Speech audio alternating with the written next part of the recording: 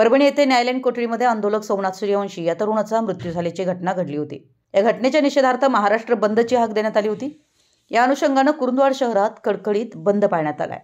शहरातील व्यापाऱ्यांनी आपली दुकाने दिवसभर बंद ठेवत बंदला प्रतिसाद दिला। यावेळी आंबेडकरी संघटनांनी एकत्र येत शहरातून रॅली काढली होती। संविधान प्रतीचे फलक हाती घेऊन जोरदार घोषणाबाजी केली। परभणी शहरातील डॉक्टर बाबासाहेब आंबेडकर यांच्या पुतळ्यासमोरील संविधान शिल्पाची तोडफोड करण्यात आली होती। याच्या निषेधार्थ संविधानप्रेमी युवक आक्रमक झाले होते। यावेळी पोलिसांनी कॉम्बिंग ऑपरेशन करून काही युवकांना ताब्यात घेतलं होतं। या दरम्यान न्यायालयीन कोठडीत ठेवण्यात आलेल्या सोमनाथ सूर्यवंशी या युवकाचा कारागृहात मृत्यू झाल्याची घटना घडली। या घटनेचा निषेध व्यक्त करत सोमवारी महाराष्ट्र बंदची हाक आंबेडकर अनुयायांनी दिली होती।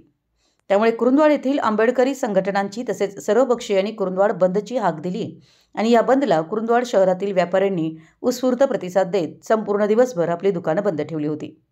दरम्यान सकाळी शहरातील डॉक्टर बाबासाहेब आंबेडकर चौकात सर्व अनुयायांनी एकत्रित येत आंबेडकरी संघटना तसेच सर्वपक्षीय कार्यकर्त्यांनी शहरातून रॅली काढत परभणी घटनेचा निषेध केला।